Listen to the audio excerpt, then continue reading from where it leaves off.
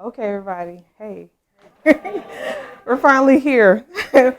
All this preparation. So first of all, thank you so much for signing up for this class. It really does mean a lot to me, and I hope that when you leave here, you'll feel not just slightly entertained, but educated and inspired to incorporate more plants into your lifestyle. So I want to start off with the story, so you kind of understand why we're here and why I'm so passionate about this.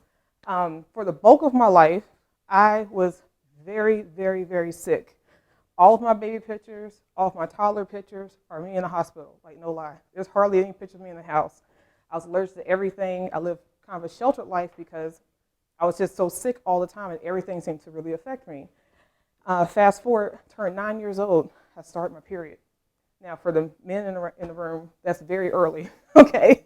So 9 years old, fourth grade, I'm having very heavy cycles, lots of bleeding, and I was taught through my family, like, well, it's normal for women in our family. You know, you can't stop your day because you're having your period. You just got to push through it. And I kept pushing through and pushing through with absolutely no energy in my life.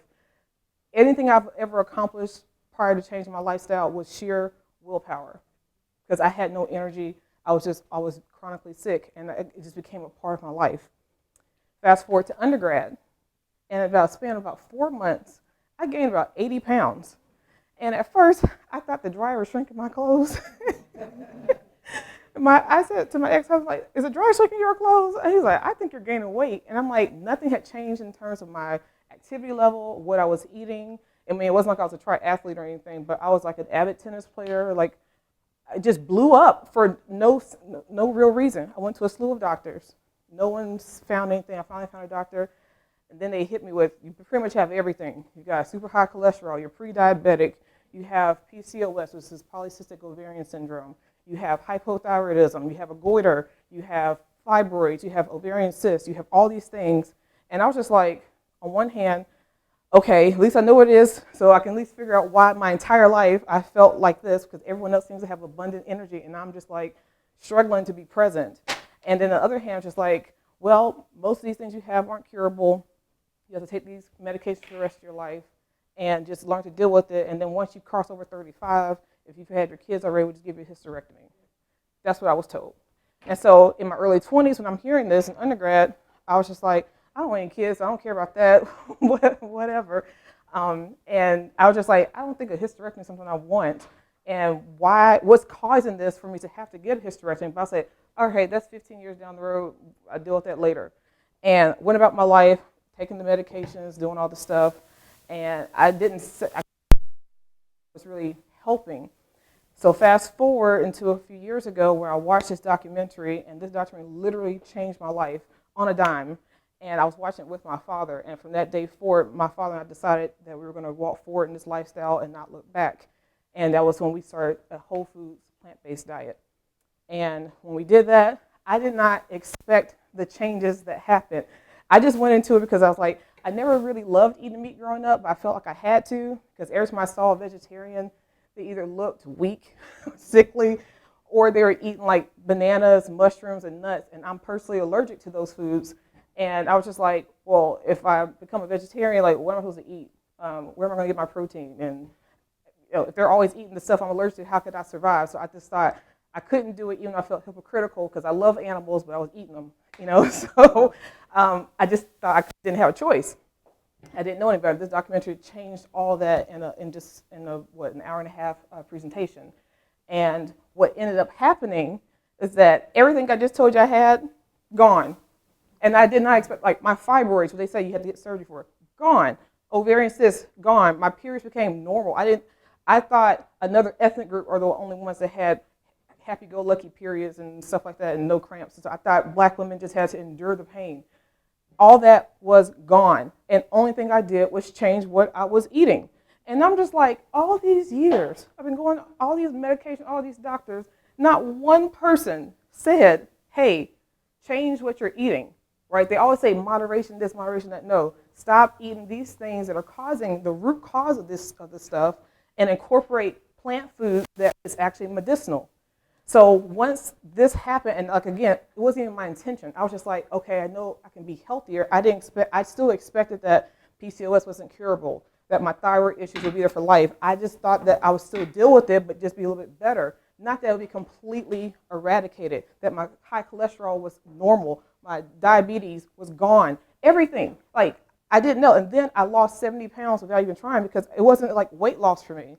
I was a big girl. I was in my 300s, but I still loved myself at every size. So I wasn't like tripping because I was like, if I'm fat, okay, but I want to feel good on the inside first before how I look on the outside. That's always the most important thing to me. So I slimmed down naturally, and I still haven't really made that like a focal point. I will. That's my next point. I want to heal internally first, because just because you're thin doesn't mean you're healthy. Just because you're fat doesn't mean you're super unhealthy, right? You can't look at a person on the outside and determine how their organs are on the inside, okay? So, and I learned that. And so when this happened, I said, okay, if it's done this much for me and all the miraculous changes it did for my father before the hospital killed him, I said, I have to learn more. So I became a certified holistic nutritionist. I graduated valedictorian. And then from there, once the hospital, when they killed my dad, thank you, I worked hard for that, and that really helped me with everything. I started my private practice.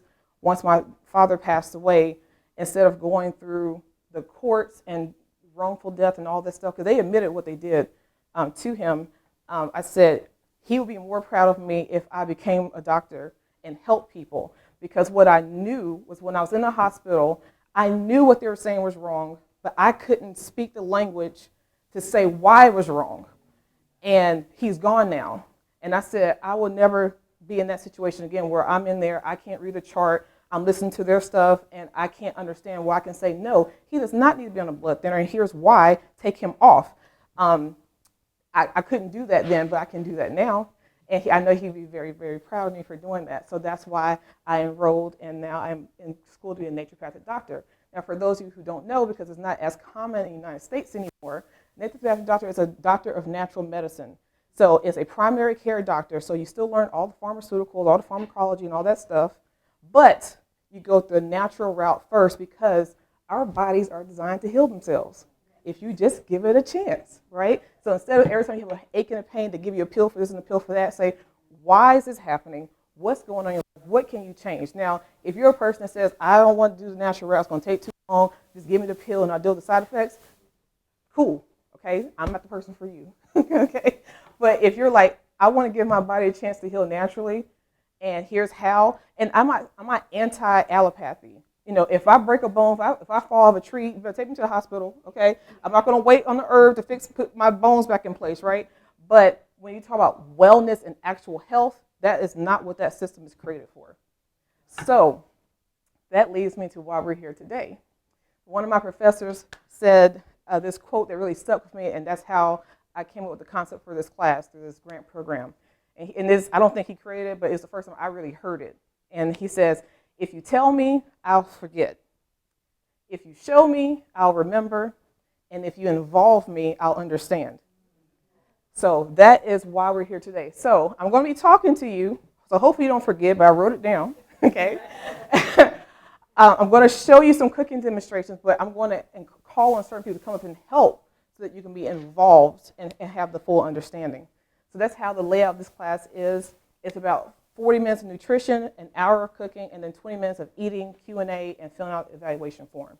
So that's how this is laid out, and this is how we came to be here today. So I'm very, very excited. What do y'all think? Yeah. Oh.